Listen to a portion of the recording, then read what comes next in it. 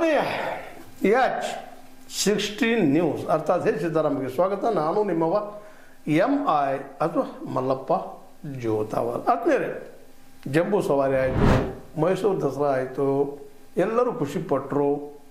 ಸಿದ್ದರಾಮಯ್ಯರು ಯಶಸ್ವಿಯಾದರು ಈ ವಿಷಯದಲ್ಲಿ. ಯಾಕೆಂದರೆ ಭಾಳಷ್ಟು ಗೊಂದಲ ಹುಟ್ಟಾಕಿದ್ದು ನಮ್ಮ ಬಾನು ಮುಸ್ತಾಕ್ ಅವರ ಉದ್ಘಾಟನೆ. ಅಂತೂ ಇಂತೂ ಮುಗಿದೋಯ್ತು, ಕೋರ್ಟ್ ಎಂಟ್ರ್ ಆಯಿತು, ಸುಪ್ರೀಂ ಕೋರ್ಟ್ ಎಂಟ್ರ್ ಆಯಿತು. ಕೊನೆಗೂ ಎಲ್ಲರೂ ಒಪ್ಪಿ ಶಾಂತಾಗಿ ಖುಷಿಪಟ್ಟರು, ಆಯಿತು. ಆದರೆ ಈ ನಡುವೆ ಇಲ್ಲಿವರೆಗೆ ಒಂದಿಷ್ಟು CM ಕುರ್ಚಿ ಸಲುವಾಗಿ ಒಂದು ಸ್ವಲ್ಪ ತಿಕ್ಕಾಟ ಕಡಿಮೆ ಆಗಿದ್ದು, ಮಾತು ಕಡಿಮೆ ಆಗಿದ್ದು. ಅದಕ್ಕೆ ಕಾರಣ ಹಿಂದಿನ ಎಪಿಸೋಡ್ಗಳಲ್ಲಿ ಹೇಳಿದ್ದೀನಿ ಆ ಮಾತನ್ನು. ಯಾಕೆಂದರೆ DKC ಅವರಿಗೆ ಇವತ್ತಿನ ಪರಿಸ್ಥಿತಿ ಒಳಗೆ ಸಿದ್ದರಾಮಯ್ಯರನ್ನು ಕೆಳಗಿಳಿಸುವಂಥ ಶಕ್ತಿ ಇಲ್ಲ ಅನ್ನುವಂಥದ್ದು.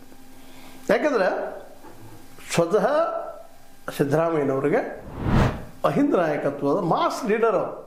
ಇದರಲ್ಲಿ ಎರಡು ಮಾತೇ ಇಲ್ಲ. ಇನ್ನೊಬ್ಬರಪ್ಪ ಅಂದ್ರೆ ನಮ್ಮ ಯಡಿಯೂರಪ್ಪನವರು ಇರ್ಬೋದು, ಲಿಂಗಾಯತ ಕಟ್ಟಿ ಹಾಕ್ತಾರೆ, ಇವ್ರನ್ನ ಕುರುಬರಿಗೆ ಕಟ್ಟಿ ಹಾಕ್ತಾರೆ, ಇಲ್ಲಿ ಜಾತಿ ವ್ಯವಸ್ಥೆ ಅಂತ ಬಿಡಲಾರದ ಕಾರಣಗಳು ಅವೆಲ್ಲ. ಆದರೆ DK ಶಿವಕುಮಾರ್ ಅವರಿಗೆ ಒಂದು ದೊಡ್ಡ ಬೆಂಬಲ ಇರಲಿಲ್ಲ. ಏನಿದ್ರು ಹಳೆ ಮೈಸೂರು ಏರಿಯಾ, ಅಲ್ಲಿಯ ಶಾಸಕರು ಅವ್ರಿಗೆ ಬೆನ್ನಿಂದ ನಿಲ್ಲುವಂಥದ್ದು. 20 ಮಂದಿ ಇದ್ದಾರೋ, 30 ಮಂದಿ ಇದ್ದಾರೋ, 40 ಇದ್ದಾರೋ, ಅಷ್ಟರೊಳಗೆ ಅದ್ರ ಮೇಲೆ ಏರ್ತಾನೆ ಇಲ್ಲ. 40 ಅಂತಾರೆ ಅನ್ನೋದು ಭಾಳ ಹೇಳಿದರು ಅದನ್ನು. ಹೀಗಾಗಿ ಬೆಂಬಲ ಇಲ್ಲ. ಆದರೆ ಅವ್ರಿಗೆಲ್ಲ ನಮ್ಮ DK ಶಿವಕುಮಾರ್ ಮುಖ್ಯಮಂತ್ರಿ ಆಗ್ಬೇಕು. ಹೌದು, ಆಗಬೇಕಿಲ್ಲ ಅಂತಲ್ಲ, ಅವ್ರು ಸಂಘಟನೆ ಮಾಡಿದಾರ, ಓಡಾಡಿದಾರ, ಆಗಬೇಕಾಗಿತ್ತು. ಆದರೆ ಇನ್ನೂ ಅವ್ರಿಗೆ ವಯಸ್ಸದು ಅನ್ನೋಂಥದ್ದು ನಮ್ಮ ಸಿದ್ದರಾಮಯ್ಯನವರ ಪರ ಇದ್ದಂಥ ಜನರ ಸ್ಪಷ್ಟ ಅಭಿಪ್ರಾಯ. ಹೀಗಾಗಿ ಆ ಜನ DKC ಅವ್ರನ್ನ ಮುಖ್ಯಮಂತ್ರಿ ಸ್ಥಾನದಲ್ಲೇ ನೋಡೋದಕ್ಕೆ ಸಿದ್ಧಿಲ್ಲ.